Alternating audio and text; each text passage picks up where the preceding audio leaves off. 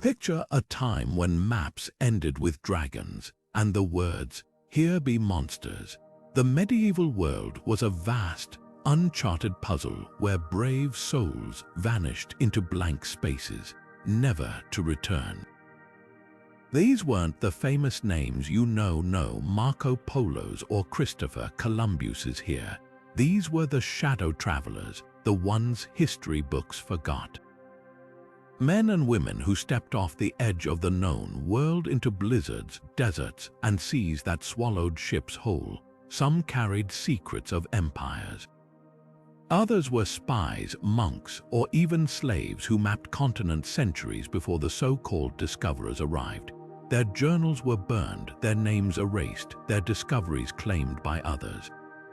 But tonight, we drag 25 of these ghosts back into the light.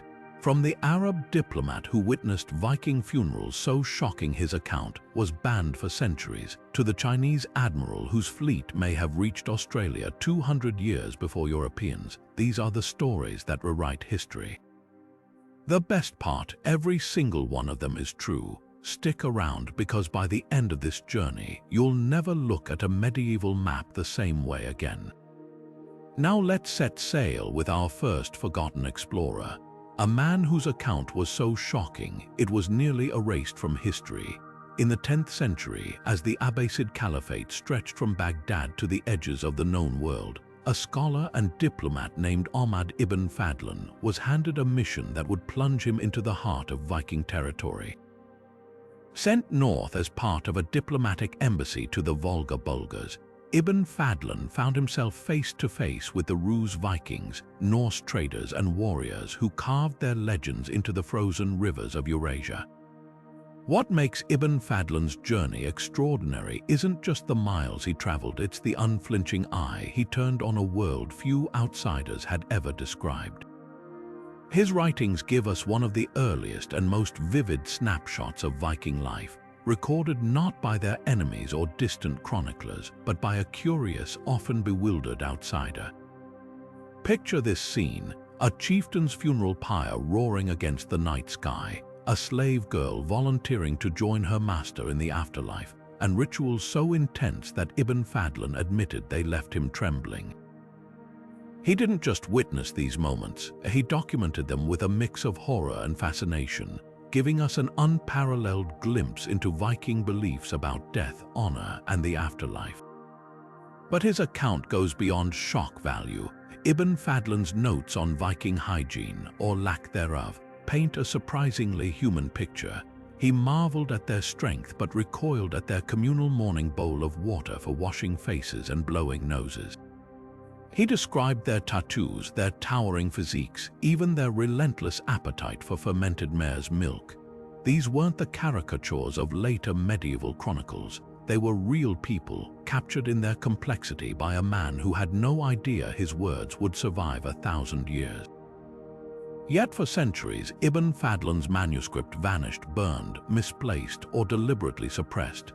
It wasn't until the 19th century that a single surviving copy surfaced in an Iranian library, and even then, scholars debated its authenticity. Could these visceral, unfiltered descriptions really be from the 10th century? The answer, as archaeology later confirmed, was a resounding yes. Artifacts from Viking burials along the Volga matched his accounts down to the smallest ritualistic details, proving Ibn Fadlan wasn't just a storyteller, he was history's accidental ethnographer. And here's the twist, his legacy didn't stop with academia. Centuries later, his lost manuscript would inspire Michael Crichton's Eaters of the Dead, the novel that became the 13th Warrior.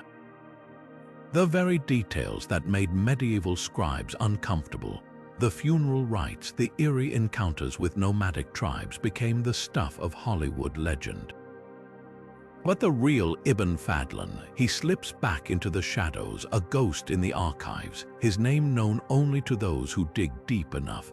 So the next time you see a Viking saga or a map of the medieval world, remember, without Ibn Fadlan's pen, an entire chapter of human experience might have been lost to time.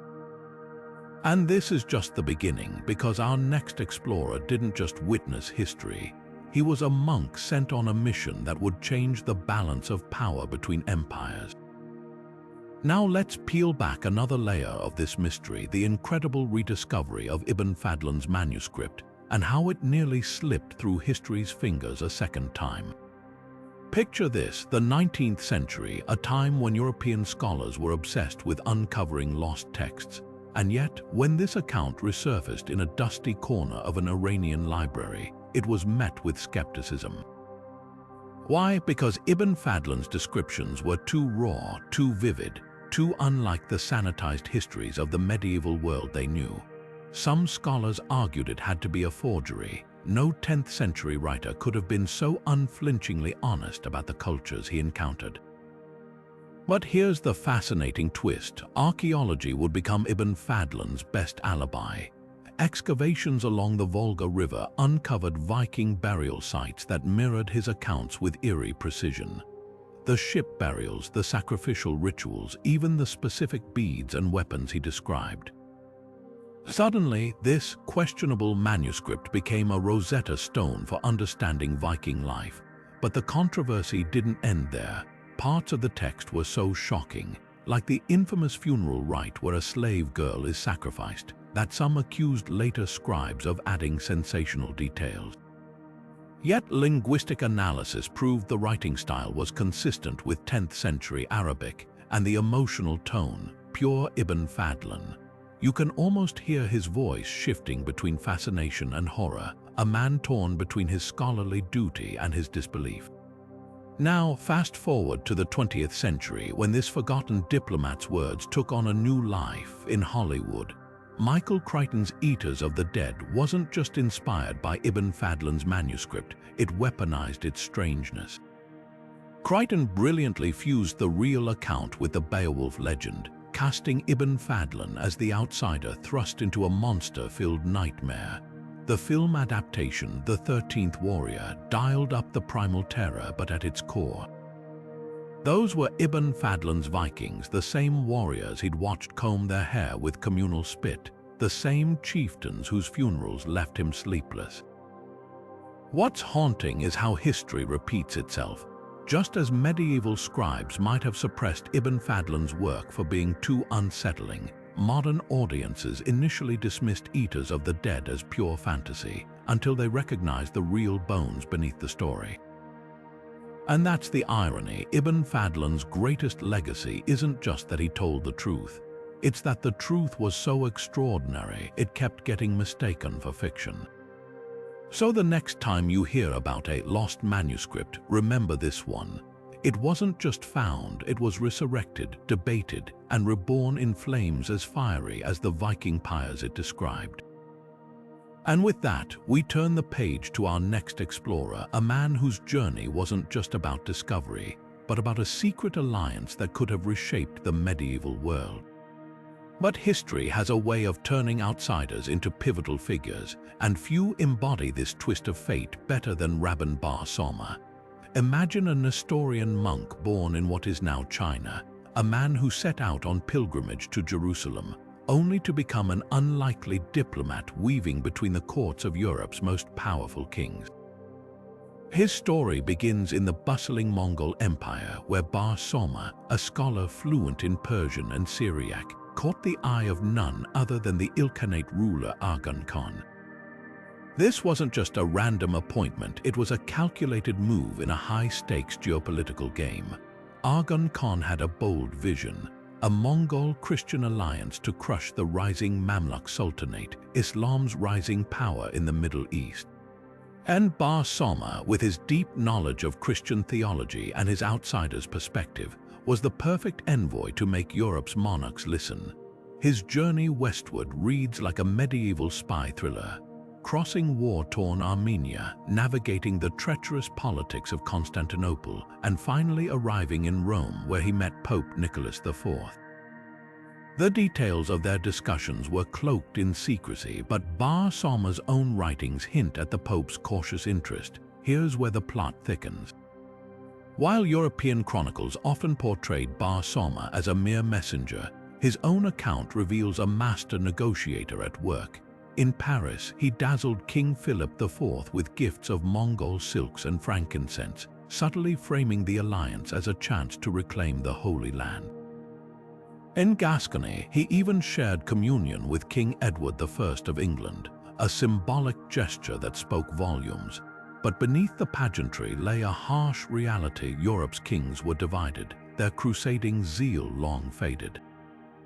Bar Sauma's mission ultimately failed, not because he lacked skill, but because the medieval world's fractures ran too deep. Yet his legacy is anything but a footnote. Bar Sauma's detailed travelogue, written in Syriac, offers a rare reverse perspective, an Asian Christian's view of a Europe he found both impressive and baffling. He marveled at Gothic cathedrals but scorned the Latins' lack of fasting discipline. He praised the warmth of European hospitality but noted their chronic infighting. In many ways, his account is the missing piece in understanding how the Mongols, often seen as mere conquerors, actively sought diplomacy with the West.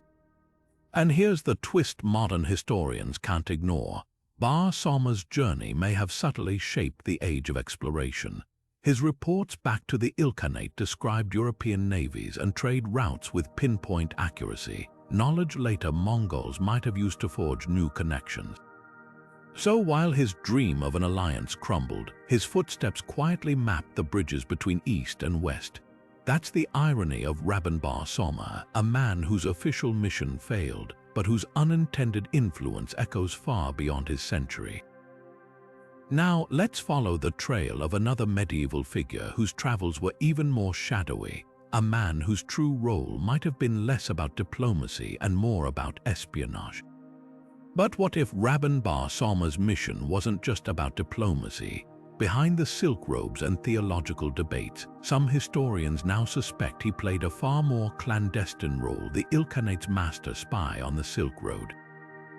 Think about it. Here was a man who moved effortlessly between cultures, speaking multiple languages, documenting everything from troop movements to palace gossip.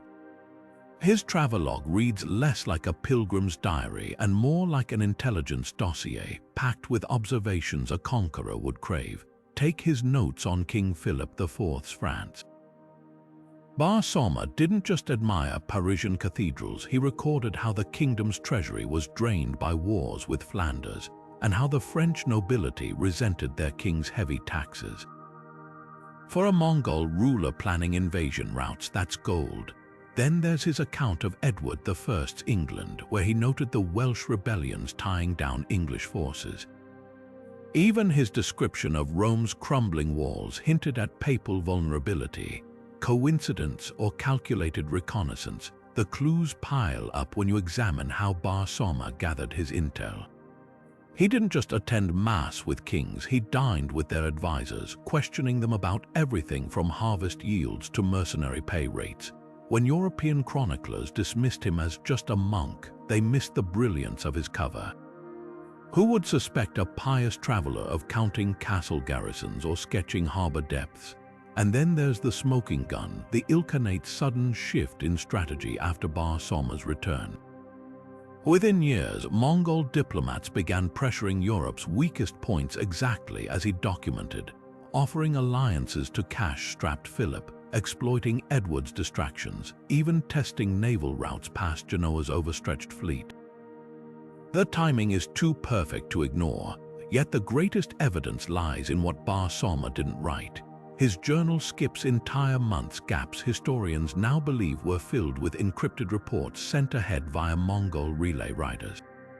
We know the Ilkhans used such systems, and a monk riding with caravans would have been the perfect courier. Even his failure to secure the alliance makes sense through this lens. Maybe his real mission wasn't to win European cooperation, but to study how easily they could be divided. This theory reshapes how we see the Silk Road's shadow wars. Bar Sauma wasn't just a diplomat caught between empires. He may have been one of history's most effective intelligence operatives, blending faith and espionage so seamlessly that his spying still hides in plain sight. That's the mark of a true master, leaving the world debating whether you were a pilgrim, an envoy, or something far more intriguing. Now, let's turn to a man who faced the Mongols not as a spy but as an envoy racing against time, Giovanni da Pian del Carpine, the Pope's desperate messenger to the court of Genghis Khan's heirs.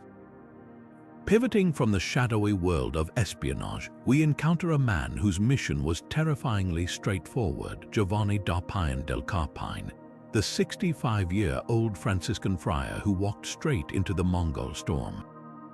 Picture this, it's the year 1245 and Europe is trembling. The Mongols have already obliterated Kiev and stand poised to swallow Hungary whole. In Rome, Pope Innocent IV makes a desperate gamble. He dispatches Carpine, a man with no military experience, on an impossible journey across 3,000 miles of war-torn wilderness to reason with the grandson of Genghis Khan. No fancy disguises, no coded messages, just faith, a letter, and the hope that diplomacy might stall an empire built on conquest. What followed was one of history's most brutal diplomatic odysseys. Carpine's party left Lyon in spring, hauling papal gifts through lands still smoking from Mongol raids. By the time they reached Kiev, a city reduced to charred bones, winter had set in. Here's where most would have turned back, but Carpine pressed onward into the frozen steppes, his chronicle detailing how they slept upright in snowdrifts to avoid freezing alive, how Cuman bandits stalked them like prey. At one point, starving and frostbitten, they were forced to wrap their bodies in felt blankets and gallop for days without stopping, Mongol escorts whipping their horses forward. The friar wrote of drinking melted snow mixed with millet, of watching men collapse from exhaustion only to be left behind. This wasn't travel, it was survival under the lash. Yet Carpine's true test came at the Mongol court. Arriving at Karakorum in the summer of 1246, he found not barbarians but a sophisticated imperial machine. The great Khan Guyuk received him during a lavish coronation, a calculated display of power where envoys from Baghdad to Beijing kowtowed. Carpine refused to kneel, presenting the Pope's letter instead.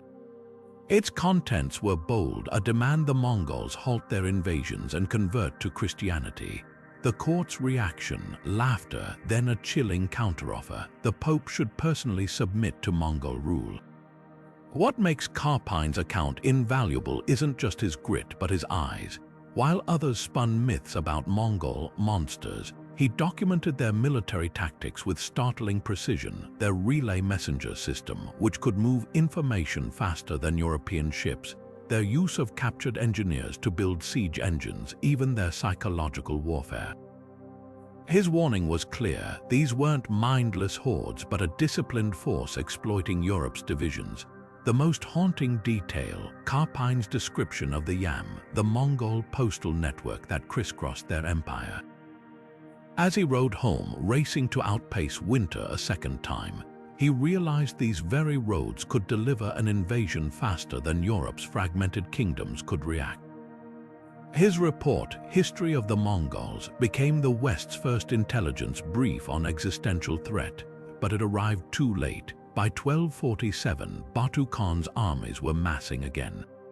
So why remember this failed mission? Because Carpine proved something terrifying, that against the Mongol war machine, even the bravest diplomacy had limits.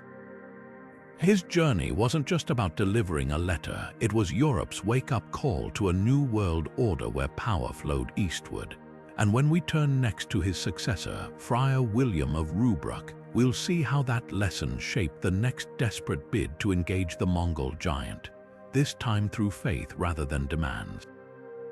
Shifting our gaze just a few years later, we meet Friar William of Rubruck, a man who walked the same treacherous paths as Carpine but with a radically different mission.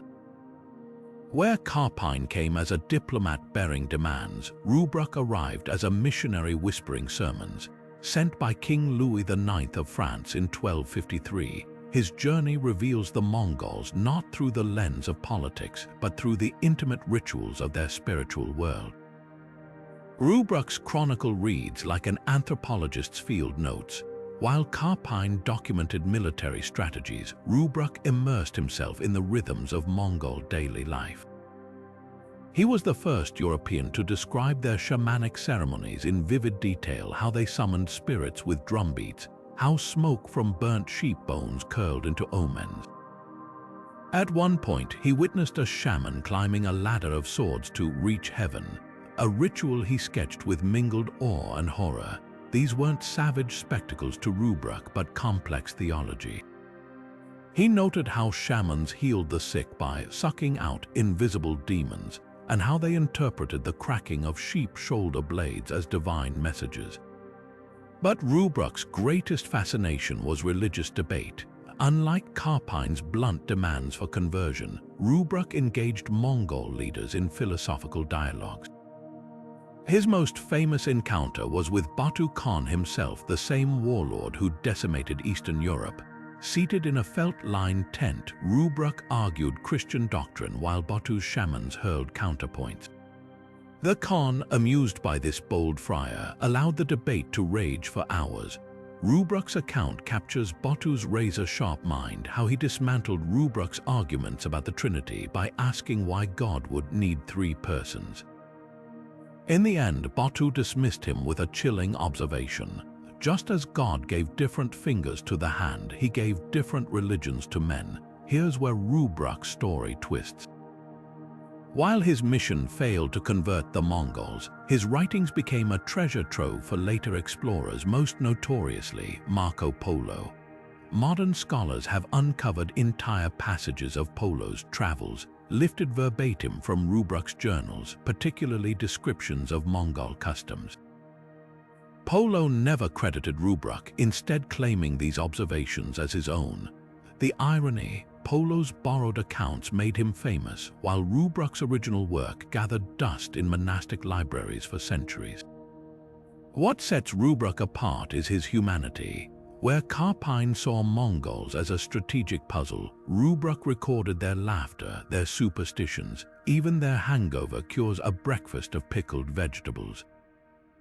He described how they drank fermented mare's milk until they collapsed, how they mourned children by hanging felt dolls outside their tents.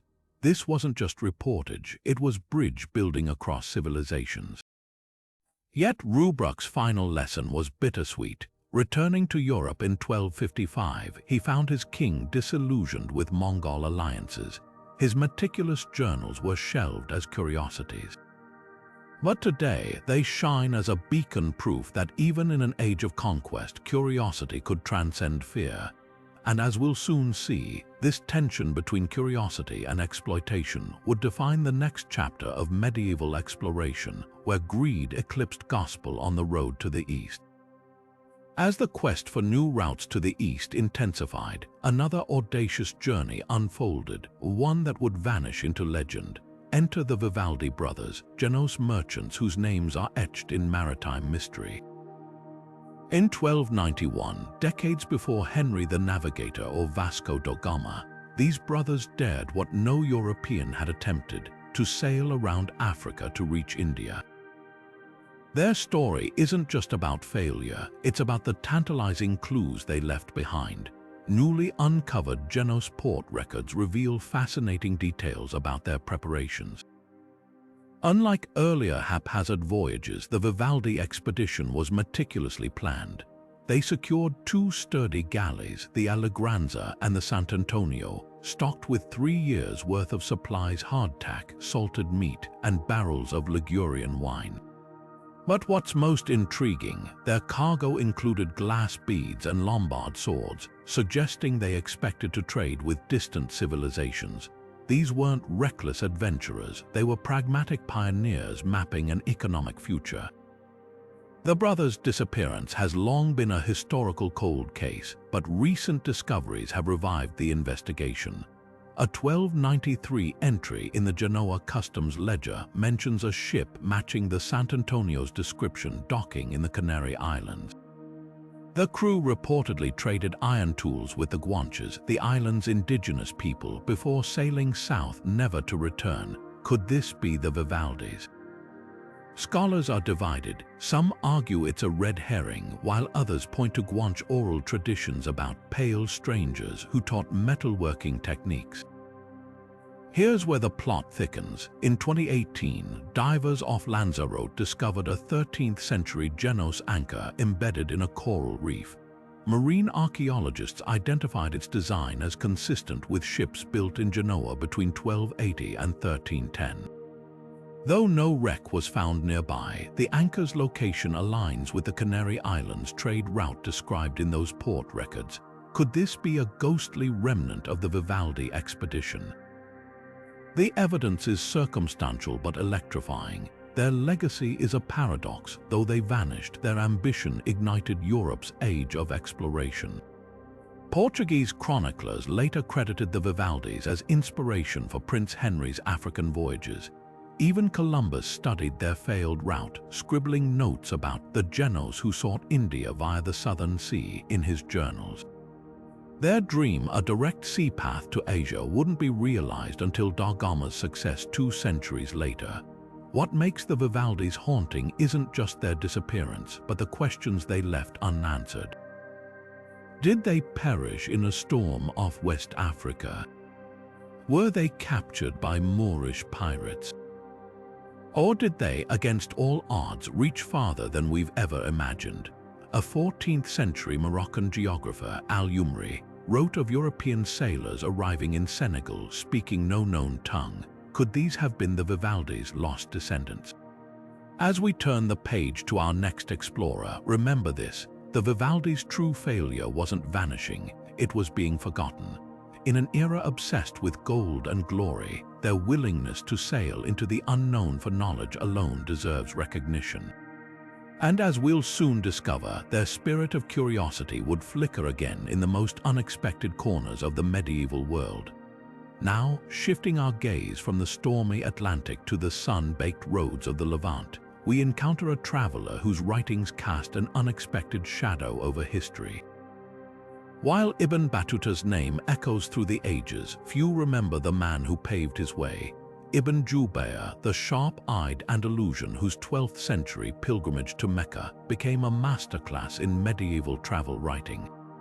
Born in Valencia in 1145, Ibn Jubayr was a government clerk who turned pilgrim after a personal crisis. Legend claims he was forced to drink 7 cups of wine as punishment by his ruler, prompting a vow of atonement.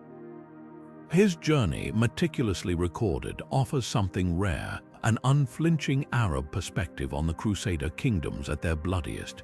Where other accounts sanitized the era, Jubayr's ink spilled truths. Arriving in Acre in 1183, he documented Crusader brutality with chilling precision. In Tyre, he described Frankish soldiers tossing Muslim prisoners from castle walls like stones, their bodies shattering on the rocks below. At Karak Castle, he witnessed enslaved Muslims building fortifications for their captors, their chains clinking as they hauled stones under the desert sun.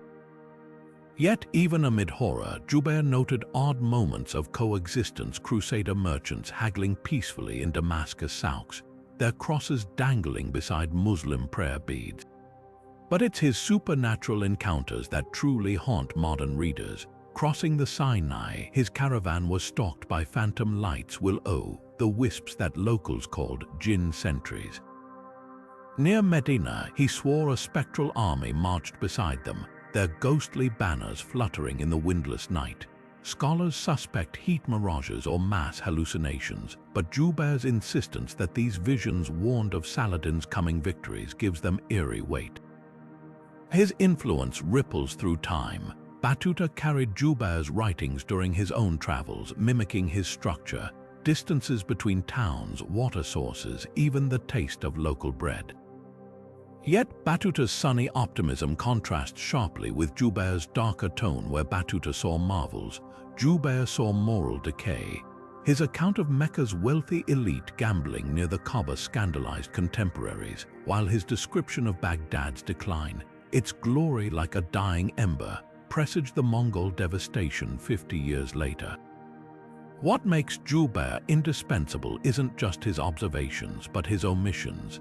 He never mentions the assassins' fortresses looming over his route, though he must have passed them. Was this caution or a silent protest against their heresy? Even his death is a mystery, lost at sea in 1191. His final diary entries describing a storm with waves like mountains made of ink. In the grand tapestry of medieval exploration, Ibn Jubayr threads a unique path, part pilgrim, part journalist, part accidental mystic. His legacy isn't just in the miles he walked, but the questions he forces us to ask. How much did Batuta borrow from him? Why do some histories survive while others fade? And in an age of crusades and conquests, what does it mean to truly see the world, not as a conqueror or merchant, but as a witness to its beauty and brutality alike? Leaving the mystic deserts of the Levant behind, we now set sail across uncharted waters to uncover one of history's most tantalizing maritime secrets. While Zheng He's legendary treasure voyages dominate the spotlight, few know of his enigmatic captain, Zhu Man, a man whose achievements may have been deliberately erased from the annals of history. Zhu Man commanded one of the colossal Ming Dynasty treasure ships, a floating city of silk and spices that dwarfed European vessels of the time. Records from the Yongle Emperor's court describe him as a master navigator who vanished during the 6th expedition in 1421, officially lost at sea. But scattered clues suggest a far more extraordinary fate. Fishermen along Australia's northern coast have passed down oral histories for generations about dragon ships arriving long before Europeans. In 1948, archaeologists studying Aboriginal rock art in Arnhem Land made a stunning discovery: paintings of unmistakable Chinese junks with ribbed sails and stern-mounted rudders, strikingly similar to those in Ming shipyards. Even more compelling, the artworks predate European contact by at least 200 years. The Wessel Islands hold another bombshell. In 2018, a rusted Chinese coin minted during the Yongle era was found buried in the sand, impossibly far from any known trade routes. Historians now speculate that Zhu Man's fleet, caught in the Arafura Sea's treacherous currents, may have made landfall here. Ming officials, paranoid about foreign influence, likely censored this discovery to avoid encouraging further voyages that drained the imperial treasury. A single line in the Ming Shilu Chronicles hints at the cover-up. Admiral Zhu's fleet encountered the Great Southern Land but found it devoid of civilization worth recording. But why suppress such a monumental achievement? The answer lies in imperial politics. By the 1430s, Confucian scholars had gained power, opposing maritime expansion as wasteful. They systematically destroyed navigational charts and logs, leaving Zhu Man's legacy in fragments. Recent dives near the Kimberley coast have uncovered anchor stones of basalt, a material foreign to Australia but matching ballast from Chinese wrecks. Even more provocative are linguistic traces. The Gugu Yimithir people's word for boat, Myoru, bears an uncanny resemblance to the Mandarin Machan. Zhu Man's story forces us to reconsider history's blind spots. Was the Ming dynasty's retreat from global exploration not just an economic choice, but a deliberate act of historical erasure? And how many other indigenous oral traditions might hold truths that written records have silenced? Unlike Ibn Jubayr's witnessed horrors or Batuta's celebrated marvels, Zhu Man's legacy survives in whispers in the creak of mangrove branches against ancient rock art, in the salt-crusted coins half buried in distant shores. His forgotten voyage reminds us that history isn't just written by the victors sometimes, it's painted by the overlooked, waiting centuries for the tides to reveal their stories. As the tales of lost seafarers drift from the warm waters of the South Pacific, our journey now turns to the icy expanse of the North Atlantic, where an even more chilling mystery awaits. In the mid-1400s, as Europe was still reeling from the Black Death, a Norse cartographer named Ivar Barðarsson set out on a mission that would become one of history's most enigmatic vanishing acts. Sent by the Bishop of Bergen to map the dwindling Norse settlements in Greenland, Ivar was no ordinary explorer. His detailed logs, preserved in a fragmentary manuscript known as the Greenland Annals, described thriving communities like Herjolfsnes and Gardar until his entries suddenly stopped. The last line reads, "Beyond this point, only the Skraelings know the way." Skraelings, the Norse term for the Thule Inuit, were thought to be hostile outsiders. But recent discoveries suggest a far more fascinating possibility. In 2015, a team of archaeologists excavating a Thule winter settlement near Unatok Fjord uncovered something extraordinary: a Norse-style stone cairn with a rusted iron knife buried beneath it. The blade's metallurgy matched those forged in Bergen, where Ivar's expedition originated. Even more telling were the nearby carvings, Norse runes etched alongside Inuit symbols, depicting what appears to be a shared whale hunt. Could this be evidence of Ivar's integration into Thule society? The plot thickens with a genetic bombshell. In 2021, DNA analysis of modern Greenlandic Inuit populations revealed a previously unknown lineage, a cluster of Norse ancestry dating to the exact period of Ivar's disappearance.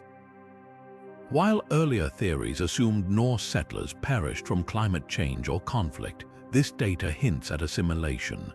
Oral histories collected from Inuit elders in Kalalit Nunaat speak of a pale stranger who taught them to build kayaks with Norse-style rivets, a technique that spread rapidly along the coast in the late 1400s.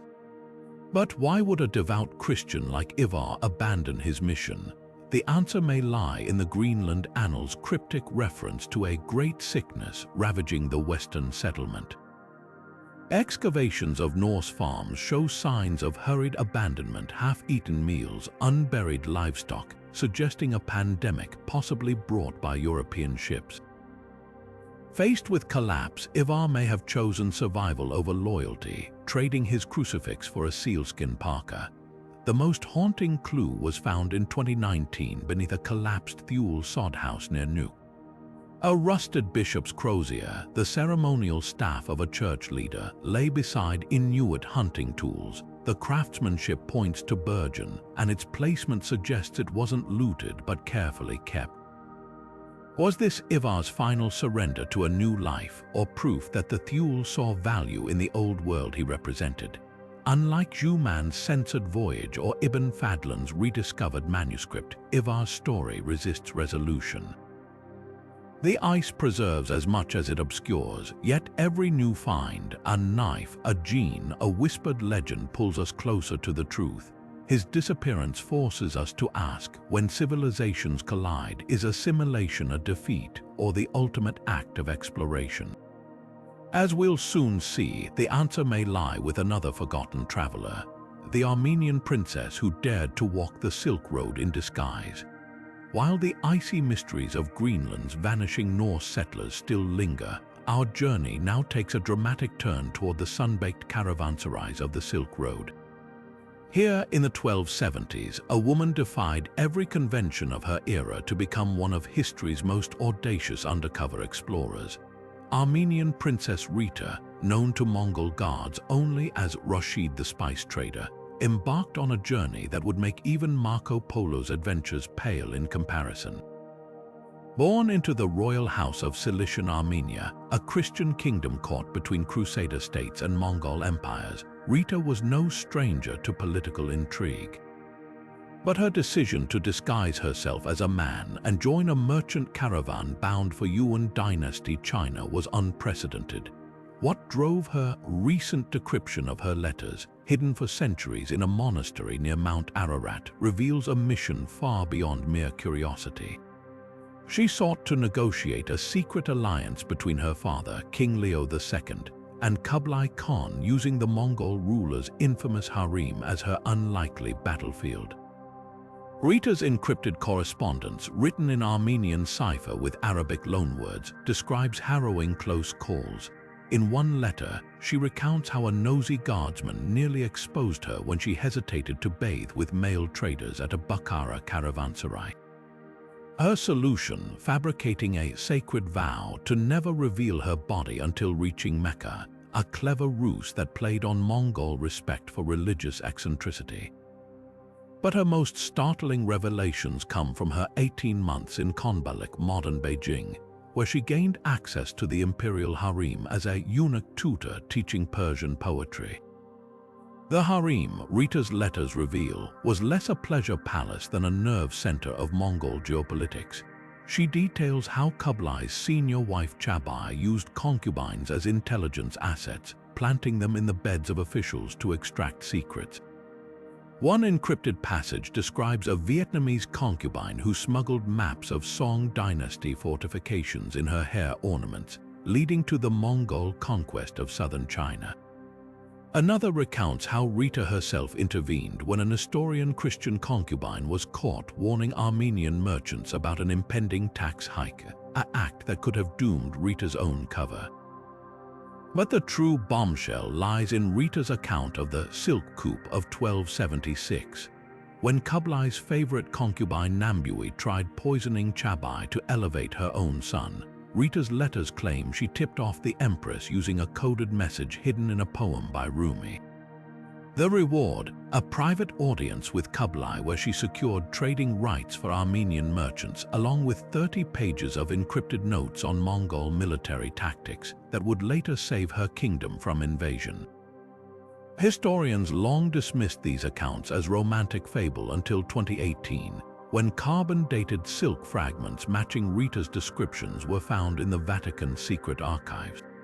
Wrapped around a Mongol paser, a diplomatic passport, they bore Armenian chemical dyes and the same cipher symbols from her letters, even more telling. A 1279 Venetian ledger mentions an Armenian prince, whose detailed maps of Yuan China later appeared in Marco Polo's papers. Was Polo's famous account partly plagiarized from a woman whose name history erased? Unlike Ibn Fadlan's rediscovered manuscript or Ivar's genetic legacy, Rita's story forces us to confront why certain explorers are remembered while others are deliberately obscured. Her encrypted letters, now displayed in Yerevan's Maitnadaran library, aren't just travelogues, they're a masterclass in medieval espionage from the perspective history least expected. As we'll soon discover, this theme of overlooked brilliance echoes in our next explorer's story, where an African emperor's vanished fleet may have rewritten the map of the New World. While Princess Rita's covert diplomacy reshaped alliances across the Silk Road, our story now sails westward to an even more astonishing mystery, one that challenges everything we thought we knew about transatlantic contact before Columbus. Picture this: a fabulously wealthy African emperor, ruler of the gold-rich Mali Empire, voluntarily gives up his throne in the early 1300s for an obsession that would consume him, discovering what lay beyond the horizon of the Atlantic Ocean. Abu Bakr II, often called the Black Prince of Timbuktu, didn't just send explorers, he personally led them into the unknown, vanishing without a trace in a voyage that may have rewritten history. The story begins in 1311, when Abu Bakr stunned his court by abdicating in favor of his brother Mansa Musa, who would later become history's wealthiest man. Contemporary Malian manuscripts, recently decoded by archaeologists at the University of Bamako, reveal his reasoning, an unshakable conviction that lands lay beyond the Sea of Darkness. Unlike European monarchs who funded expeditions for gold or conquest, Abu Bakr sought knowledge. The Tariq al-Sudan, a 16th-century Timbuktu chronicle, describes how he assembled 200 ships stocked with enough supplies for 2 years, including freshwater tanks made from hollowed-out baobab trees, and personally commanded them westward from the Senegal River. Only one ship returned. Its captain's account, preserved in oral traditions recorded by Arab geographer al-Umari, tells of a terrifying encounter with a whirlpool of fire, possibly the Canary Current meeting a volcanic island's eruption that swallowed the fleet. But here's where things get intriguing. In 2019, marine archaeologists discovered 14th-century Malian-style iron anchors off the coast of Brazil, identical to those used on Senegal River boats. Even more compelling, the Aztec Codex Boturini, painted decades before Columbus, depicts strange ships with square sails and raised decks matching West African designs. Mexican anthropologist Rubén Oropesa argues these weren't European vessels but possibly survivors of Abu Bakr's fleet, who taught Aztec engineers new shipbuilding techniques. The smoking gun may lie in linguistics. Nahuatl, the Aztec language, suddenly adopted Mandinka words like Gen, meaning fortified city, in the mid-14th century, the exact period when Abu Bakr disappeared. Meanwhile, Columbus himself wrote in his logbook about encountering black-skinned people trading gold in Panama, though historians long dismissed this as confusion over indigenous groups. That changed when 2021 DNA analysis revealed pre-Columbian skeletons in Honduras with West African ancestry dated to 1350, just decades after Abu Bakr's voyage. Perhaps most provocative is the Dighton Rock enigma. This Massachusetts riverside boulder bears inscriptions that Harvard epigrapher Barry Fell identified in the 1970s as Mandinka script reading, "We sailed 6 moons, then sickness took us." While skeptics dismissed it as Native American petroglyphs, recent spectrographic analysis showed mineral deposits in the grooves consistent with 14th century iron tools, the kind Molly's blacksmiths famously produced. Unlike other explorers we've discussed, Abu Bakr left no journals or maps, only tantalizing fragments, hinting that his ambition may have succeeded where history claims it failed. As we turn next to the baffling case of a Japanese samurai navigating Timurid opium dens, remember sometimes the most profound discoveries aren't in what survives, but in the gaps where dominant narratives fray at the edges. Now we journey further back in time, to an era when exploration was as much a spiritual quest as a physical one. 8 centuries before Abu Bakr's daring Atlantic crossing, an Irish monk named Saint Brendan set sail on a voyage that would blur the lines between myth and reality in ways no medieval journey had done before. His remarkable story comes to us through the Navigatio Sancti Brendani Abbatis, a text written 300 years after his death but packed with geographical details so precise they've left modern researchers stunned. Imagine setting out in a tiny ox-hide boat called a currach, basically a basket wrapped in animal skins, to cross the North Atlantic in the 600s. That's exactly what Brendan did, accompanied by 14 monks on what he called his search for the promised land of the saints. While earlier historians dismissed his account as pious fiction, oceanographers now recognize his descriptions of volcanic eruptions, icebergs, and even what appears to be North America. The key lies in the Navigatio's startlingly accurate details. When Brendan describes landing on an island that suddenly trembles and spews fire, scholars realized he'd perfectly captured Iceland's Hekla volcano, which was unusually active during his lifetime. His account of crystal pillars in the sea matches the icebergs off Greenland's coast, a phenomenon no Mediterranean writer could have invented. The real bombshell came in 1977 when explorer Tim Severin proved Brendan's voyage was physically possible. Building an exact replica of the monk's currach using traditional materials, Severin successfully sailed from Ireland to Newfoundland using only 6th century navigation methods. Along the way, he encountered all the landmarks Brendan described, from the aforementioned volcanic islands to the paradise of birds, likely the Faroe Islands, home to massive seabird colonies.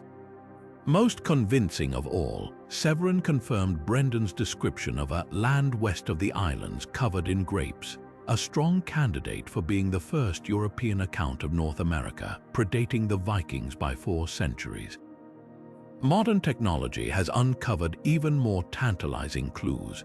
In 2016, archaeologists using ground-penetrating radar discovered the remains of early medieval stone huts on Newfoundland's coast identical to Irish monastic settlements. Even more remarkably, these structures contain traces of a red dye made from lichen that only grows in Ireland. Carbon dating placed them squarely in Brendan's era. The Navigatio contains another eerie passage describing demons flinging slag at the monk's boat, a dead ringer for the volcanic bombs regularly ejected by Iceland's Surtsey Island. But here's where it gets truly fascinating. Brendan's description of crossing a coagulated sea aligns perfectly with the sargassum-filled Sargasso Sea, while his account of giant fish mirrors 20th century discoveries of deep-sea creatures like the oarfish that occasionally surface. What makes Brendan's story unique among our forgotten explorers is how it straddles multiple worlds. The monks genuinely believed they were following biblical passages about islands beyond the sea, yet their records contain navigational details accurate enough for Severin to retrace their path. Some scholars argue the Navigatio preserves a much older oral tradition of Irish sailors reaching North America, knowledge later suppressed when the Church branded such voyages as pagan. As we prepare to investigate the secretive Jewish spy networks of the Khazar kingdom, remember this 6th century monk's legacy. In an age when most maps depicted imaginary beasts at the world's edges, Brendan's account, filled with volcanic fire and floating mountains, may have been medieval Europe's closest approximation to a scientific expedition. Sometimes truth doesn't just resemble myth, it surpasses it. But now, a shadowy figure steps from the corridors of history, one who navigated not stormy seas but the treacherous waters of medieval espionage. In the bustling courts of 10th century Cordoba, a Jewish physician named Hasdai ibn Shaprat pulled strings that would stretch across continents, embedding himself in one of history's most enigmatic kingdoms, the Jewish Khazars of the steppes. Picture this: a time when the Silk Road wasn't just a trade route but a sprawling intelligence network, where spices and secrets changed hands in equal measure. Hasdai, trusted by the Umayyad Caliph himself, had a unique cover. As the Caliph's personal doctor, he moved freely between embassies, listening to whispers from Byzantine envoys and Frankish merchants alike. But his real mission, unraveling the mystery of the Khazars, a nomadic empire that had stunned the medieval world by converting to Judaism. The Khazar kingdom was no ordinary power. It sat like a spider at the center of Eurasian trade routes, controlling access between the Islamic caliphates and Christian Europe. For years, rumors swirled about their capital, Atil, where Muslim muezzins, Jewish rabbis, and Christian priests allegedly coexisted. But how much of this was true? Hasdai needed proof. His breakthrough came through a stroke of audacity, a secret letter, carefully encoded in Hebrew, sent north with a trusted caravan. What makes this correspondence extraordinary is what it reveals about the Silk Road's hidden underbelly. The Khazar king's reply, discovered centuries later in a Cairo synagogue, describes a shadow economy run by Radhanite Jewish merchants. These traders didn't just move silks and spices, they transported clandestine letters between far-flung Jewish communities from Spain to China. One passage details how they used hollowed-out Torah scrolls to smuggle intelligence, while another mentions merchant ships in the Caspian Sea flying false flags to avoid pirate attacks. Modern historians have pieced together even darker secrets from Hasdai's reports. His notes reference the guarded routes through the Caucasus, likely describing mountain passes where Khazar troops ambushed slave caravans bound for Baghdad.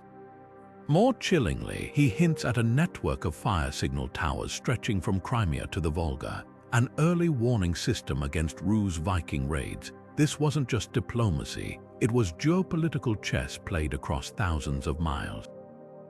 The most fascinating twist, Hasdai's letters suggest the Khazars weren't just passive observers of the Silk Road, they actively manipulated it. Byzantine records confirm their elite warriors, the Arsiya, were secretly paid to sabotage rival trade caravans. Meanwhile, excavations in Hungary have uncovered Khazar-era coins minted with deliberately flawed Arabic script, likely a scheme to devalue competitors' currency. Yet all spy games come at a cost. Hasdai's final, fragmentary letter speaks of a great sickness spreading through Atil, possibly referencing the plague that would soon devastate the Khazar heartland. Within decades, their kingdom would vanish, leaving only cryptic clues in medieval texts. But thanks to Hasdai's risky correspondence, we catch glimpses of a world where faith, commerce and espionage intertwined, a reminder that the Silk Road's greatest commodity may have been information itself. As we turn our gaze toward the Templar cartographer whose maps allegedly revealed continents unknown, consider this hasty story proves that even in the Middle Ages, knowledge wasn't just power. It was survival, and sometimes the most explosive truths traveled not on warships but in the sealed letters of a doctor who dared to ask questions no one else would. Now, from the shadowy intrigues of Silk Road spies, we step into an even deeper mystery, one hidden in the ink of forbidden maps. Meet Hubertus von Falkenstein, a knight whose compass pointed not just to holy wars but to uncharted lands beyond the known world. While most Templars were guarding pilgrims or banking gold, this German knight was quietly redrawing the boundaries of medieval geography. Picture Europe in the late 1300s, a continent still convinced the Atlantic Ocean marked the edge of existence. Yet buried in the Vatican's archives lies a fragment of a map attributed to Hubertus, showing a landmass west of Greenland labeled Vinlandia. But here's what chills historians. This was decades before Columbus, and the details match Norse sagas of North America. How did a Templar know? The answer may lie in the Order's secret network of ports. Hubertus wasn't just any knight, he was the Templars' chief cartographer, trained in the Moorish map-making schools of Toledo. His journals, salvaged from a burned monastery in Cyprus, describe a 4-year voyage from Greenland to a land of towering forests and copper-skinned hunters. Skeptics dismissed it as fantasy until 2 discoveries surfaced. First, a 1400s Portuguese ship's log referencing the Templar chart to navigate near Newfoundland. Second, tree ring data from Maine that shows European-made axe marks on trees felled in the 1280s, precisely Hubertus's timeline, but the real bombshell. His final map, unlike crude medieval charts, it depicts the Gulf of St. Lawrence with eerie accuracy, including the now submerged fishing grounds the Micmac people called the Great Shallows. Modern sonar scans confirm these underwater features match Hubertus's drawings. This wasn't guesswork, someone had sailed there, so why don't we all learn about Hubertus in school? Because the Vatican made sure his work vanished. When the Templars were crushed in 1307, Pope Clement V ordered all their maps burned. But Hubertus, foreseeing the purge, sent copies to 3 trusted allies: a Scottish nobleman, a Byzantine scholar, and shockingly, a Muslim geographer in Granada. The Scottish copy surfaced briefly in 1520, guiding King James IV's failed Newfoundland colony. The Granada version, it's believed to have inspired a certain Christopher Columbus, who reportedly paid gold for a German monk's charts before his fateful voyage. The most tantalizing clue lies in a recently deciphered letter from a Venetian spy, warning the Pope that Hubertus's maps would make Jerusalem irrelevant. That's the real reason they were suppressed, not heresy, but commerce. If the Atlantic was crossable, the Mediterranean trade routes controlling Europe's wealth would collapse overnight. The Church couldn't risk that economic earthquake, yet fragments persist. In 2012, a palimpsest, a scraped and reused parchment found in a Prague library, revealed ghostly outlines of Hubertus's coastline under layers of prayer text. Infrared imaging confirmed it, the first European map of America, hidden in plain sight. As we shift focus to the alchemist who followed the Mongols in search of ancient secrets, remember this: sometimes history's greatest discoveries aren't lost. They're deliberately erased, and Hubertus's story proves that even the mightiest powers can't silence curiosity forever. As the dust settles over the buried secrets of Templar maps, we sail eastward to a tale where cultures clashed and legends were born, where an Andalusian poet walked into the heart of Viking territory. Picture this: the year 845, and Cordoba's most charming diplomat, the poet Algazel, steps onto a Danish beach, surrounded by Norse warriors who'd never seen a man in silk robes quoting love verses.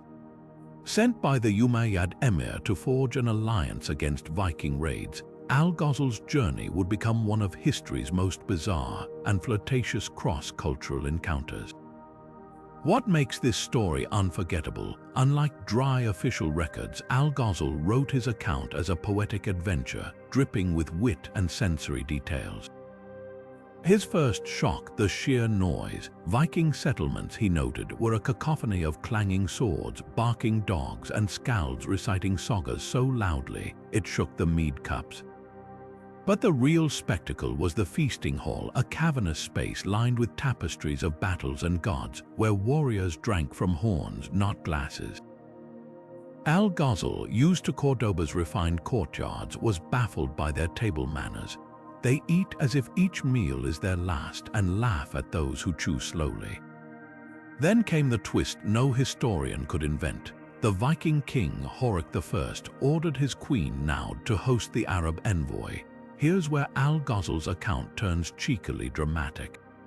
Naud, described as a statuesque woman with hair like molten gold, allegedly cornered the poet, demanding he compose verses praising her beauty over Cordoba's women. When he obliged, diplomacy required it, she reportedly teased, "Your words are sweet, but your robes are too heavy for our summers," and according to Algozl, offered him a Norse tunic. Medieval gossip claims she gifted him a silver arm ring, a gesture some scholars argue was a marriage proposal by Viking customs, but beyond the salacious details lies a bombshell revelation. Algozl's notes contain the earliest Arabic description of Norse paganism. He witnessed blot sacrifices animals offered to Thor, and recorded the Vikings' belief that rain comes when the one-eyed god weeps.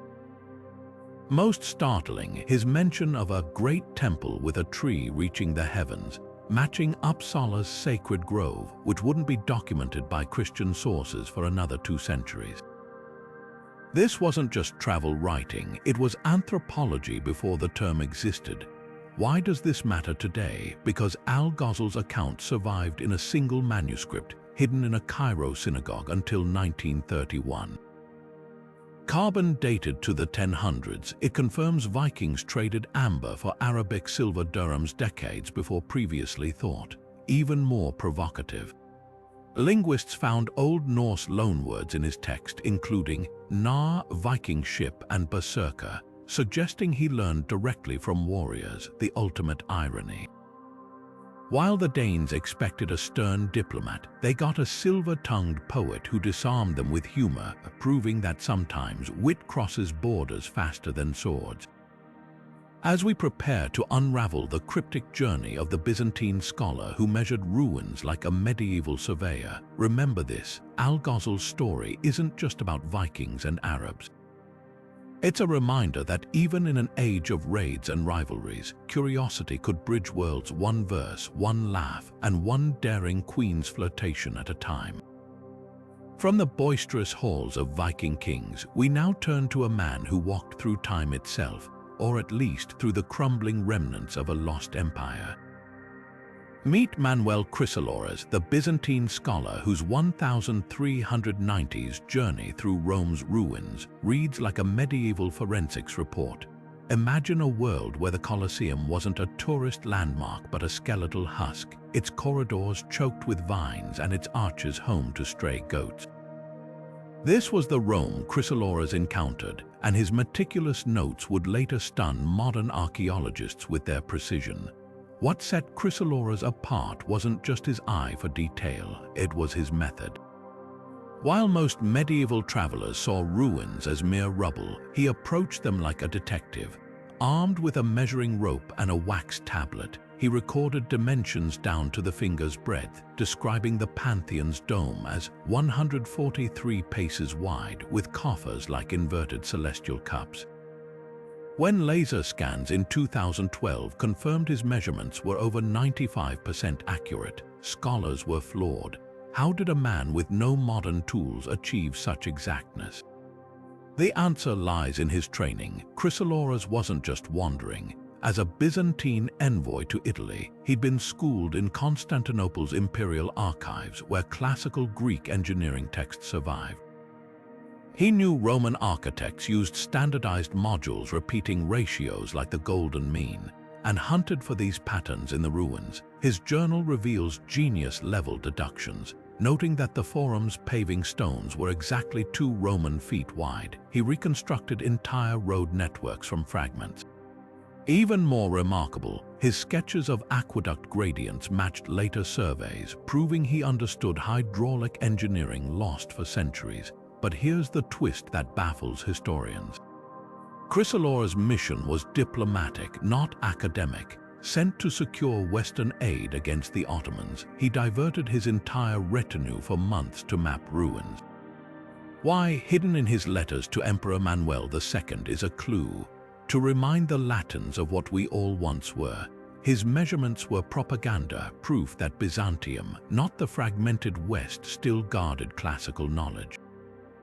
The strategy backfired spectacularly. Italian scholars, mesmerized by his notebooks, begged him to teach. His resulting lectures in Florence ignited the Renaissance's obsession with antiquity. The most haunting entry in his journals, his visit to the Basilica of Maxentius, where he measured cracks in the walls, predicting correctly which sections would collapse within decades. Modern conservators still use his notes to stabilize the site.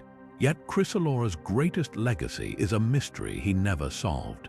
In his final sketch, he drew a peculiar symbol near the Circus Maximus, a column base etched with what he called letters like dragon's teeth. Laser scans in 2020 revealed these to be Phoenician numerals, evidence of Rome's forgotten trade links with Carthage. Even his errors were breakthroughs. As we pivot to the Portuguese spy whose maps may have changed history, consider this: Chrysoloras didn't just measure stones. He measured the gap between memory and reality, proving that even in decay, the past whispers its secrets to those who listen and count. Now let's sail from the measured ruins of Rome to a shadowy figure whose maps may have redirected history itself. Bartolomeu Perestrello, a name overshadowed by Columbus, but whose secrets might have launched the most famous voyage of all time. Picture this: a Portuguese navigator, seasoned by Atlantic winds, dying in obscurity while his widow hands over a trove of forbidden charts to an ambitious Genoese sailor.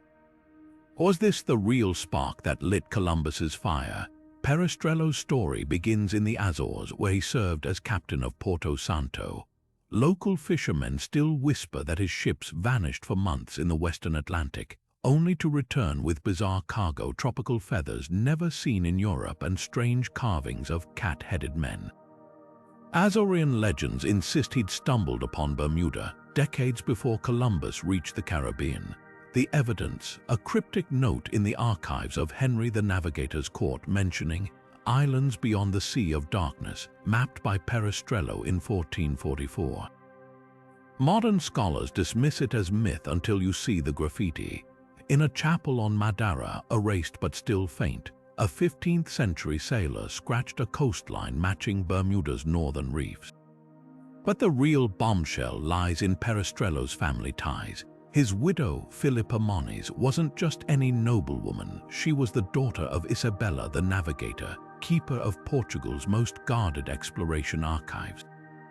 When Columbus married her in 1479, he gained something far more valuable than a dowry: access. Lisbon's maritime courts later claimed Philippa gave her husband certain maps and instruments belonging to her late father. Coincidence? Consider this: Columbus's own logs describe the Bahamas with eerie precision before he ever set sail, noting tides and currents no first-time voyager could predict. The smoking gun may be tucked away in the Vatican Library.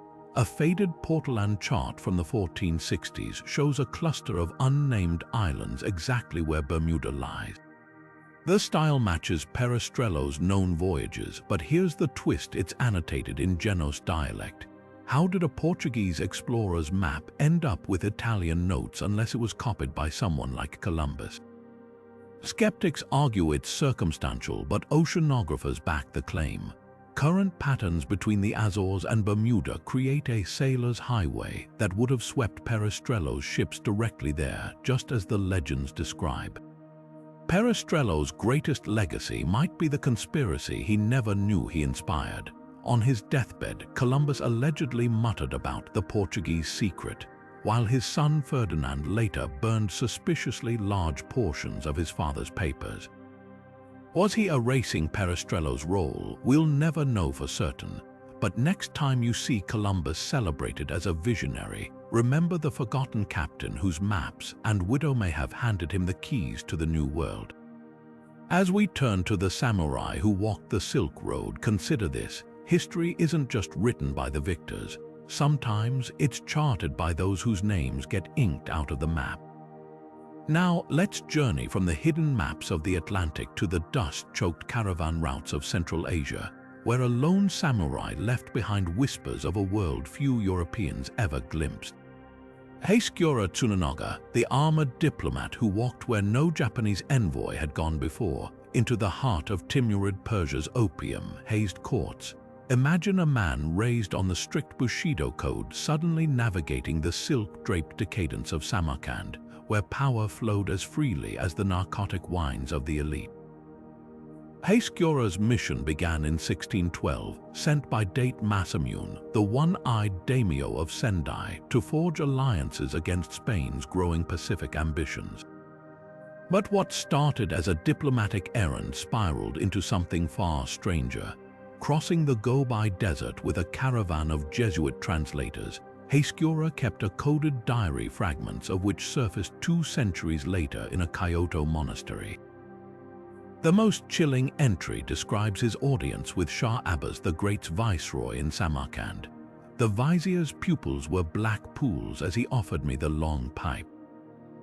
His attendants swayed like reeds, their swords forgotten as smoke curled around the throne's dragon feet. Modern historians recognize this as the earliest Japanese account of Timurid opium rituals, where rulers conducted state affairs in narcotic trances. But Heiskyora's writings hint at darker exchanges. One crumbling page mentions fire medicine, demonstrations by Persian alchemists, likely gunpowder experiments watched closely by Ottoman observers. This aligns with recently uncovered Venetian spy reports warning of Shah Abbas seeking Japanese firearms expertise. Did the samurai inadvertently leak secrets that would later reshape Middle Eastern battlefields? The timing is suspicious. Within 5 years of Heiskyora's visit, the Safavid army deployed rocket batteries suspiciously similar to Japanese designs. The real mystery lurks in the diary's missing sections. A 1998 infrared scan revealed erased passages describing a pale-skinned tribe near Bukhara who spoke a dialect oddly similar to Hokkaido's Ainu language. Could these have been descendants of Genghis Khan's exiled Japanese bodyguards mentioned in Yuan dynasty records? Heiskyora's sketch of their facial tattoos matches Ainu patterns, but we'll never know for certain. Those pages were deliberately scraped away by Tokugawa censors upon his return, fearing connections to Christianity. Heiskyora's final coded message, smuggled out in a Jesuit's Bible, chills the bones. They know about the silver mines. This refers to Sendai's secret trade with Spanish Manila, which the Tokugawa shogunate was desperately trying to conceal. Within months of his return, all records of his mission were purged, and the samurai himself vanished into obscurity, but his ghost lingers in unexpected places. In 2018, Uzbek archaeologists found a shattered katana blade near Samarkand's Registan Square. Its steel composition matched Sendai forges from Heiskyora's era. As we turn to the nun whose footsteps echoed through Jerusalem's holy sites, remember this: some explorers didn't just cross borders, they carried entire worlds in their saddlebags, only for history to bury their cargo. Now let's step away from the opium haze of Samarkand and into the candlelit corridors of medieval Christianity, where a woman's quiet footsteps left echoes louder than any crusader's sword. Meet Abbess Etheria, the 4th century nun whose pilgrimage to Jerusalem became the ultimate act of holy defiance, only for her name to vanish from history like incense smoke. Unlike the grand diplomatic missions we've explored, Etheria's journey was deeply personal. Around the year 380, this Galician nun walked over 3,000 miles from the foggy coast of Spain to the sun-baked stones of Jerusalem, keeping a diary so vivid it's been called the first Christian travelogue. Her descriptions of Easter rituals at the Church of the Holy Sepulchre are priceless. Picture this: nightfall in Jerusalem, hundreds of pilgrims holding flickering candles as the bishop reads the resurrection story. Etheria writes, "The whole city trembles at the shout, 'Christ is risen,' and the darkness becomes like noon." Her account is the earliest record of the Paschal Vigil ceremony still practiced today. But here's the mystery. While copies of her diary circulated widely in medieval monasteries, her name was systematically scrubbed from church records by the 6th century. A fragment discovered in 1887 holds the key. In it, Etheria criticizes bishops for banning women from Mount Sinai, writing, "They say the mountain is too holy for our feet, yet the Virgin Mary trod these paths in her womb." This defiance likely made her dangerous. By the time Pope Gelasius issued his decree against women who teach in 494, Etheria's writings were being copied anonymously. Recent discoveries add darker layers. In 2014, scholars analyzing ink residues on a palimpsest in Milan found traces of her original name, Egeria, beneath prayers written over it. Even more telling, the overwritten text repeatedly emphasizes silent devotion for women.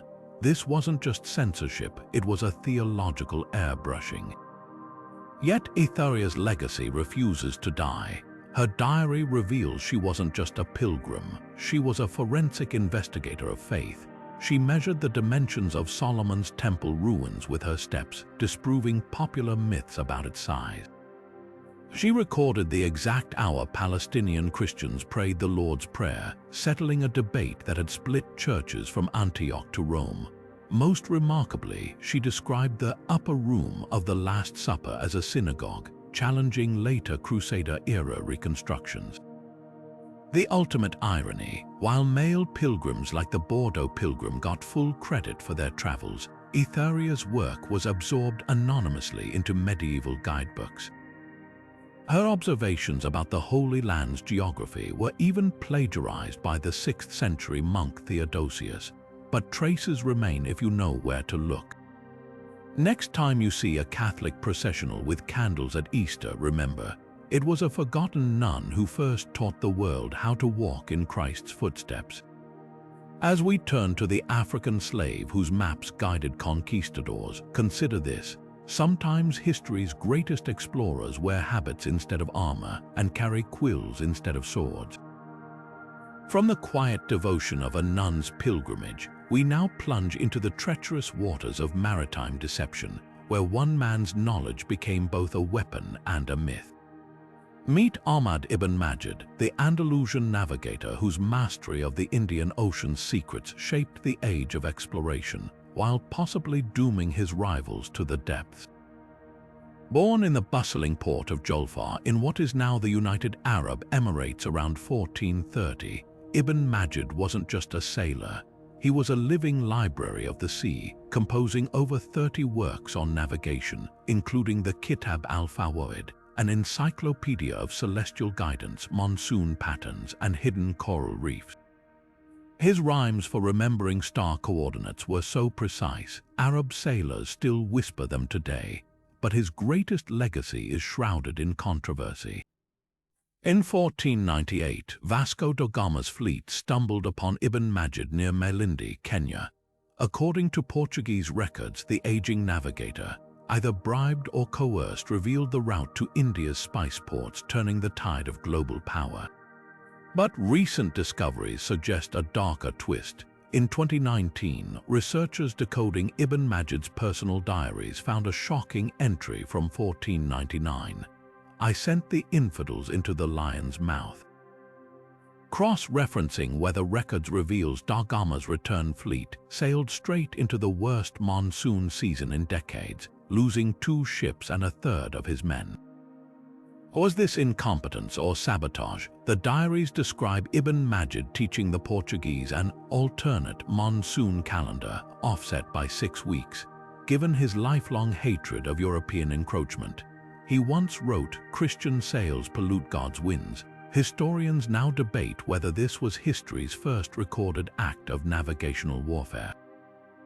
The smoking gun, Ibn Majid's own star charts, meticulously comparing his true charts with those given to Da Gama. Scholars found deliberate errors in the latitude markings for the Lacative Sea, where Portuguese ships later wrecked repeatedly. Even more damning, his Al-Muhit manuscript explicitly warns of a false current west of Socotra, the very illusion that lured Da Gama's ships into cyclonic waters. Yet Ibn Majid's revenge came at a cost. When the Portuguese returned with cannons, they systematically destroyed Arab navigational texts. His final years were spent watching his world burn. His last poem laments seas now thick with Frankish poison. Today, his grave in Sur, Oman, lies unmarked, a fitting end for a man who became both architect and casualty of the New World Order. As we uncover the phantom maps that may have guided Columbus himself, remember, sometimes the greatest explorers aren't those who conquer new lands, but those who defend old ones with ink and stars. Now let's shift our gaze northward to a map that shouldn't exist, a faded parchment that may rewrite the history of the New World.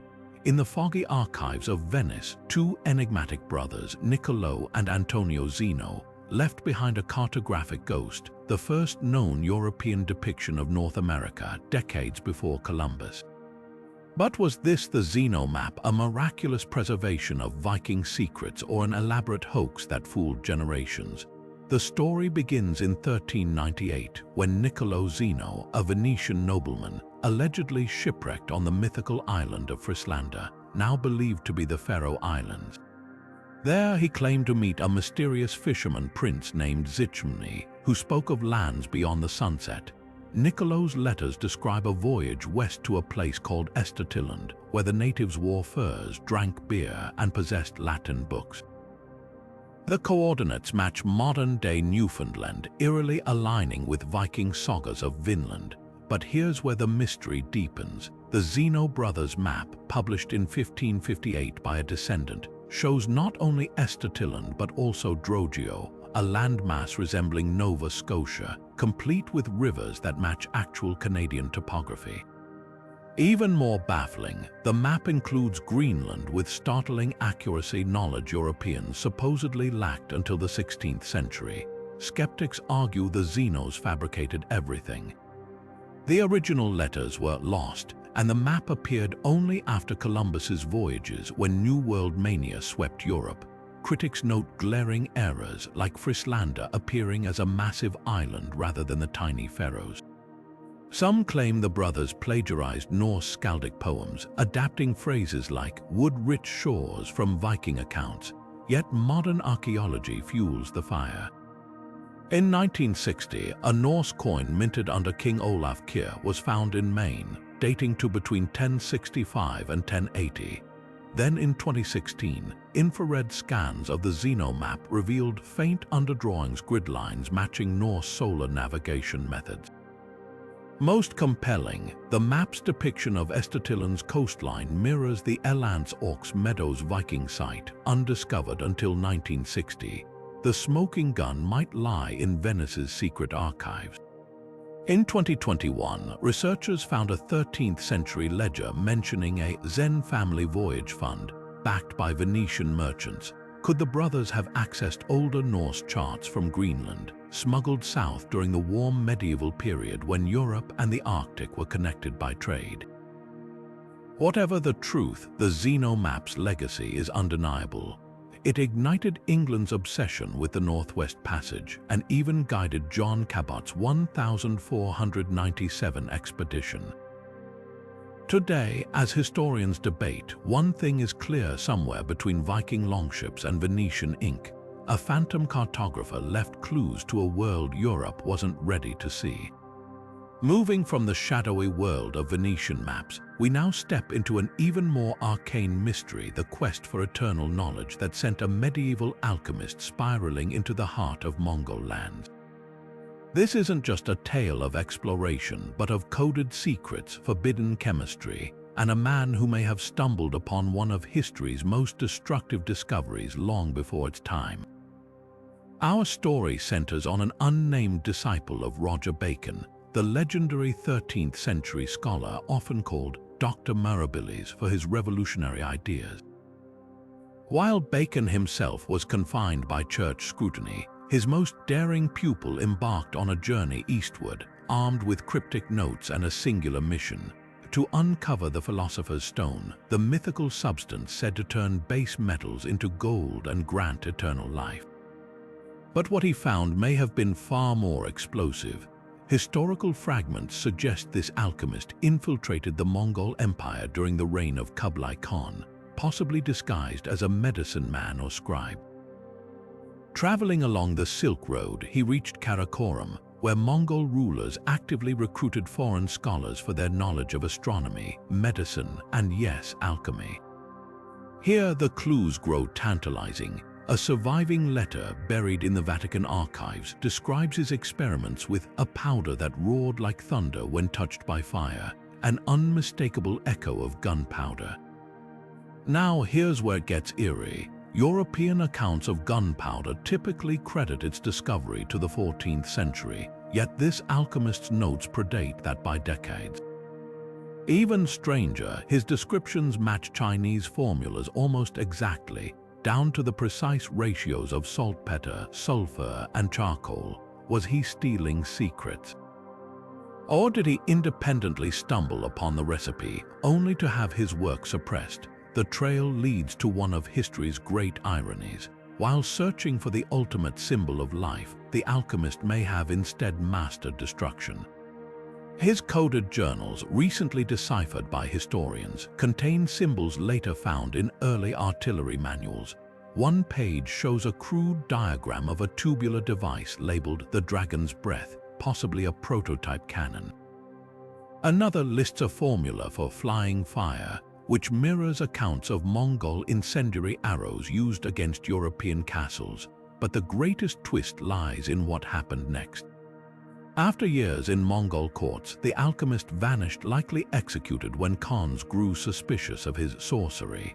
Yet his knowledge didn't die with him. Fragments of his work resurfaced in Persia, where scholars refined his formulas into early firearms. By the time gunpowder reached Europe, its origins were obscured, credited to shadowy Eastern sages. Today, researchers pore over Bacon's own writings for clues, uncovering veiled references to his pupil's journey. In one passage, Bacon warns of a fire that could burn cities, while another mentions the traveler who crossed the world's roof. Was this a tribute or a lament for knowledge too dangerous to share? As we piece together this puzzle, one truth emerges. Exploration in the Middle Ages wasn't just about lands or riches. It was a collision of worlds where science, myth, and ambition fused, sometimes with earth-shattering consequences. And in the case of this forgotten alchemist, his quest for eternal life may have inadvertently unlocked the power to end countless others. Now, let's turn our gaze from the alchemist's fiery secrets to a story of resilience and intrigue in the vast deserts of the New World. This is the tale of Estevanico, an enslaved African who became one of the most skilled guides and interpreters of the 16th century, a man whose knowledge of the American Southwest was so profound that some believed he possessed otherworldly powers. Born in Morocco around the year 1500, Estevanico was sold into slavery as a young man and brought to Spain. By a twist of fate, he became the servant of Andrés Dorantes de Carranza, a Spanish nobleman who joined the ill-fated Narvaez expedition to Florida in 1527. When the expedition collapsed, Estevanico was one of only 4 survivors who endured an 8-year odyssey across the continent, from the Gulf Coast to present-day Mexico. Along the way, he learned multiple indigenous languages and survival skills that would later make him indispensable to Spanish explorers. What sets Estevanico apart isn't just his survival, it's how he transformed his ordeal into expertise.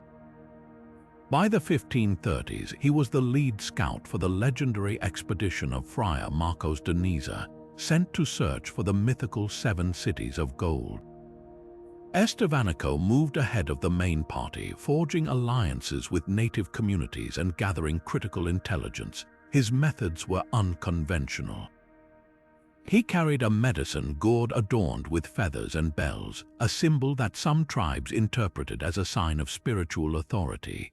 Zuni oral traditions even describe him as a weather caller, a figure who could predict storms and locate hidden water sources. But his growing influence also bred suspicion. When Estevanico reached the Zuni pueblo of Huaca in 1539, the villagers allegedly viewed him with distrust. Some accounts claim they feared his mystical aura, while others suggest they saw him as a harbinger of Spanish conquest.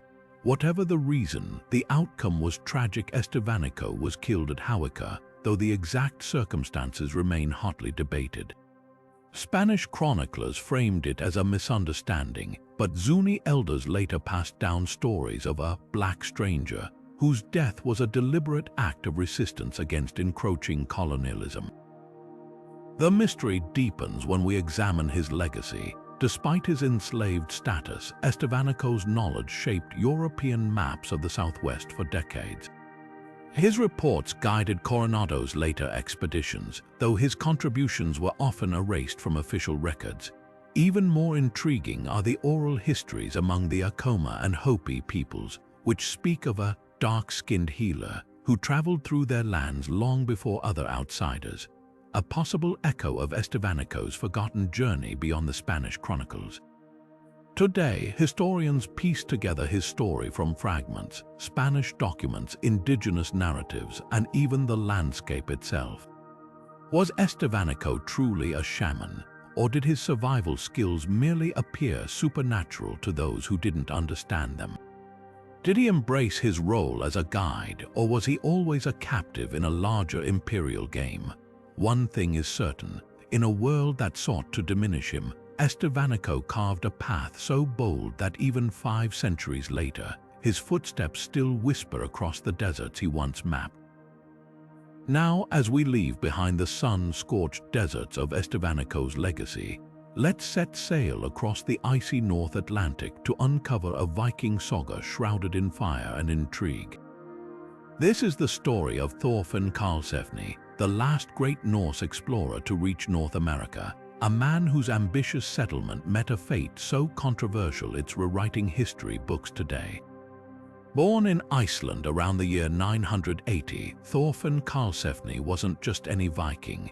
He was a merchant adventurer with royal connections, married to Gudrid Thorbjarnardóttir, a woman whose own travels rivaled his. In the year 1004, inspired by Leif Eriksson's earlier discoveries, Karlsefni led 3 ships and 160 settlers to Vinland, what we now call Newfoundland. Their goal, to establish the first permanent European colony in North America, centuries before Columbus, the settlement known as Hop seemed destined for success. The sagas describe fertile land, wild grapes, and peaceful trade with the indigenous Beothuk people. But tensions flared when a Norse bull startled local hunters, leading to skirmishes. Karlsefni's group retreated north to a more defensible site, likely modern-day Elance Ox Meadows. Here's where the mystery ignites. For decades, archaeologists believed the Norse abandoned Vinland due to conflict or harsh winters. But recent dendrochronology tree ring dating of charred timber at Elance Ox Meadows tells a different story. The wood shows fire damage around the year 1026, long after Karlsefni's departure. Even more startling, the burn patterns suggest deliberate, skilled arson consistent with Basque whalers who are known to torch rival outposts. Why would Basques target Vikings? By the 11th century, Basque fleets were already hunting whales off Labrador. If they'd discovered Norse settlers encroaching on their lucrative territory, eliminating competition would have been ruthless business. Intriguingly, Basque chronicles from the 1300s mention hostile red-bearded men in the region, though they never name the Vikings directly. Karlsefni's story doesn't end in flames, though. He returned to Iceland a wealthy man, his wife Gudrid later making a pilgrimage to Rome, but the dream of Vinland died with him. The dendrochronology evidence forces us to reconsider, was it indigenous resistance, climate, or rival Europeans that ultimately doomed the Norse in North America? One clue lies in a broken spindle whorl found at Elant's Ox Meadows. This tool, used by Norse women for weaving, proves families came to stay. They weren't just explorers, they were homesteaders. Yet today, their fate serves as a haunting reminder. In the race for the New World, even the mightiest Vikings couldn't outmaneuver the shadows of greed and conflict that followed them across the sea. Turning our gaze from the smoldering ruins of Vinland, we now venture into the treacherous world of 15th century espionage, where knowledge wasn't just power, it was a death sentence. Meet Pero de Covilhã, the Portuguese spy whose discoveries reshaped global exploration, yet whose fate remains one of history's most chilling unsolved mysteries. Born in the rugged mountains of Portugal around 1450, Covilhã was no ordinary traveler. A polyglot fluent in Arabic and Hebrew, he cut his teeth as a secret agent for King John II, infiltrating Muslim courts to uncover trade routes. But his most dangerous mission began in 1487 when the king tasked him with two objectives: find the mythical Christian kingdom of Prester John in Ethiopia and scout a sea route to India around Africa's southern tip. Disguised as a honey merchant, Covilhã embarked on a 12-year odyssey that would rival any spy thriller. He braved the hostile Red Sea ports, memorized monsoon patterns, and even penetrated the court of the Ethiopian Emperor Eskender. Most crucially, he confirmed the existence of the Cape of Good Hope, a discovery that would later guide Vasco da Gama to India. But when Covilhã finally returned to Portugal in 1488 with maps and intelligence that could make or break empires, something went terribly wrong.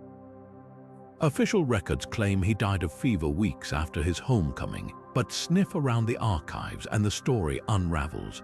A Venetian diplomat's letter from that year mentions Covilhã being silenced by those who feared his tongue. Even stranger, his meticulous reports on Indian Ocean trade winds vanished from royal archives, only to resurface decades later in the hands of rival Spanish navigators. So who wanted Covilhã dead? Suspicion falls on three factions. First, the Genos merchant lobby, who'd monopolized African gold routes and stood to lose everything if Portugal bypassed their networks. Then there's Bartolomeu Dias's faction. Dias had just rounded the Cape himself and may have seen Covilhã's prior knowledge as undermining his own fame. But the darkest theory involves Portugal's own crown. Covilhã had learned too much about Ethiopia's weak defenses, and King John was already planning a military alliance. A loose-lipped spy could have sabotaged those ambitions. The smoking gun. In 1490, 2 years after Covilhã's death, the Portuguese suddenly changed their Ethiopia strategy from diplomacy to invasion plans. Coincidence or proof someone erased the one man who knew the truth? Even his burial site is suspiciously unmarked, highly unusual for a royal agent. Modern scholars piecing together Covilhã's legacy face eerie gaps. His signature cipher, a complex blend of Hebrew and Arabic numerals, was cracked only in 2012, revealing notes about paid assassins in Lisbon's docks. More haunting, a surviving page from his Ethiopia journal describes being followed by men with Venetian accents weeks before his death. Covilhã's story forces us to confront a brutal reality of the Age of Discovery. Sometimes the greatest threat to an explorer wasn't storms or savages, but the rival empires, and even his own king sword in hand waiting in the shadows. His maps may have opened the world, but the price was ensuring he'd never live to see it. As we close this journey through the forgotten corridors of history, let's pause to consider the staggering legacy of these 25 explorers. Their erased footprints, whether in the snows of Greenland, the courts of Mongol Khans, or the treacherous waters of the Cape of Good Hope, did more than fill blank spaces on maps. They rewrote the rules of contact between civilizations, often at the cost of their own obscurity. Think of Ahmad ibn Fadlan's Viking ethnography surviving against all odds, or Zhu Man's possible arrival in Australia, hidden beneath layers of Ming Dynasty secrecy. These weren't just travelers, they were accidental architects of the modern world. The irony, many of their breakthroughs were stolen, suppressed, or attributed to others. Marco Polo lifted descriptions from Rubruck's journals. Columbus likely used Perestrello's purloined maps. Even Vasco da Gama's discovery of the Cape route relied on Covell silenced intelligence. This pattern reveals our uncomfortable truth. History favors the famous, not the first, yet traces linger if you know where to look. Aboriginal rock art that might show Chinese junks. Decoded Templar maps hinting at pre-Columbian Atlantic crossings. Inuit oral histories preserving Norse encounters.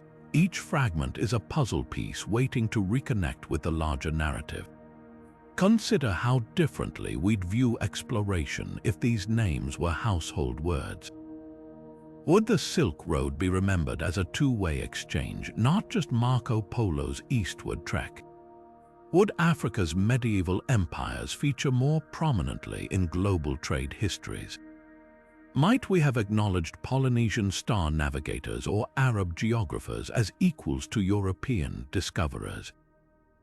So here's the haunting question we're left with. How many more of these stories are still buried? In monastery crypts, in family sagas passed down but never written?